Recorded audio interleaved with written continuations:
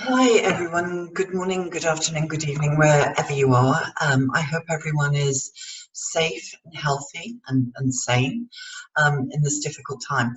I wanted particularly to rush out this power coaching session.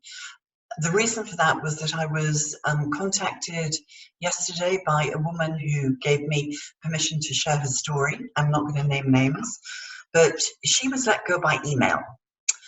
And she was put in an immediate difficult position. And there were certain things that she could have done to create a career safety net for herself. And so she has allowed me to share her story in the hope that it can protect other people. So my name is Dorothy Dalton, and I'm the CEO of 3 Plus International. And I'm an international talent management strategist, and I've been at this a long time. So I think this is maybe my third recession or downturn or crisis. But honestly, I don't think anybody has ever experienced anything like this. So I think I want to strike a balance between being positive and staying optimistic, but being realistic. And I don't know if there is such a thing as managed realism, but that's what I want to be. And if not, I just created and invented a word and a concept. So this is what I'm aiming to do, is to try and give you control of the things in your life that you can in a world that seems very much out of control. So, and I know it's hard, particularly if you homeschooling kids, you're working on the other side of the kitchen table to your partner, you may not have outside space, and I know that it's crazy making. But what I want you to do is at least think about these things so that you are not in the same position as this woman. So one of the things that you have to do is to stay up to date. And this means making sure that you check the news or social media for listings or announcements from your head office, regional office, and also on social media. You can set up Google Alerts. Okay, so you just put the name of your company and you put a hashtag for maybe COVID-19 or global pandemic, doesn't matter, to see what is coming out. Because very often there's stuff in things that we don't think about reading, like the business news or financial updates or other things that we may not have seen.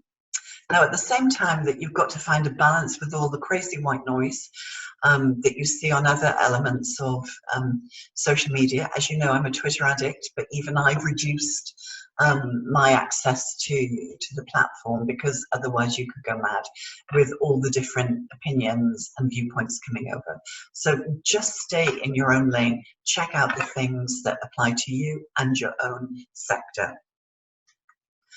Second is to do informal check-ins with your colleagues. And once again, it's difficult to find a balance between causing a panic, but just finding what their take is and if they have any insights. Maybe your boss might share something with you, but just have an idea of what's going on.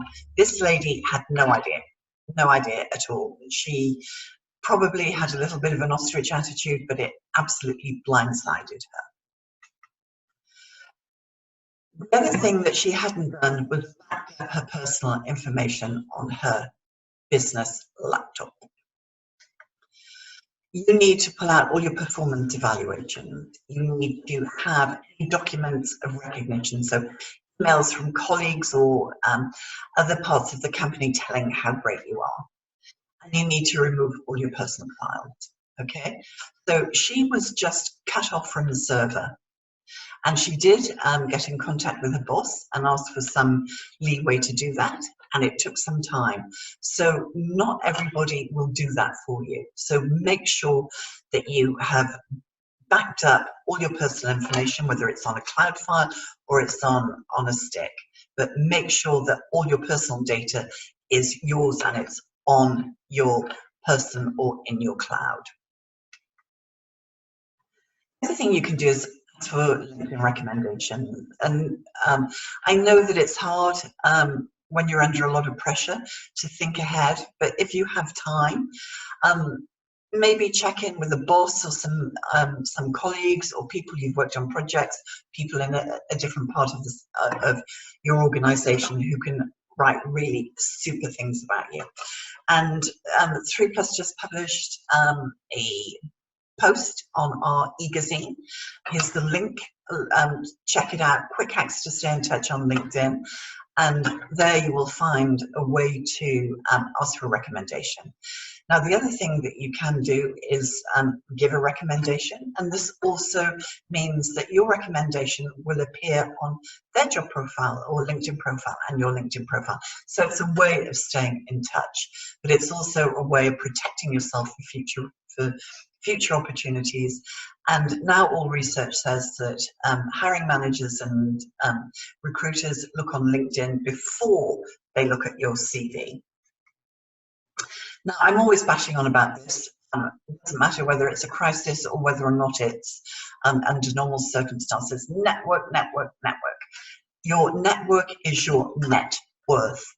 So make sure that you are in touch with as many people as you possibly can. Okay? There is nothing more annoying than somebody who pitches up and asks for a favor and they haven't clapped eyes on you in living memory. So please routinely stay in touch. This should be part of your quarantine or confinement strategy, whatever you do. But if you get a notice that, or you have a feeling that your job or your organization is vulnerable, start doing it now. This particular woman only had, and once again, only had 100 and something connections on LinkedIn. She wasn't really a fan of social media. So if you find yourself in that zone, you probably won't be listening to this podcast actually, but share it with someone who might. You've really got to start doing that. Look for a mentor or a sponsor. So a mentor is somebody who shares their experience with you, okay, and is a guide. And a sponsor is a door opener. And you are probably going to need both, particularly if you're feeling vulnerable. So who can help you going forward? Now, we have a free resource in the Career Shop. It's called Mentoring the Ultimate Guide. So please download it and find out what you can do. The mentor doesn't have to be in your current organization. It can be outside. It may be that everybody is busy at the moment, but even if you set up an informal peer mentoring group, just try and do that so you get some support. Number 7, update your contact list. This particular woman had pretty much her whole professional address book on her work laptop, and she hadn't backed any of it up. Okay, so it's really important that if they're vendors, if they're anyone you have had a relationship with, your colleagues, your company organization, anybody, you should make sure that you have all of those contact details, whether or not it's their phone numbers or their email addresses, preferably a private email address if you can, and make sure that you now have it either on your cloud or in your address book. Your contact list is super important. The 8th point is to update your LinkedIn profile and CV. If you don't want your boss to know you're doing this, or anyone or any of your colleagues, you can adjust your settings. We have lots of resources on this on our career site, so it might also mean that you might need some individual help, but please make sure that you are ready for emergency landing, okay? And part of this is having a ready-to-go updated LinkedIn profile and CV. The other thing is you should look at your budget and plan ahead. Now, I've said this on other podcasts. I've said it on the podcast with Suzanne Lucas and Annabelle Kay last week.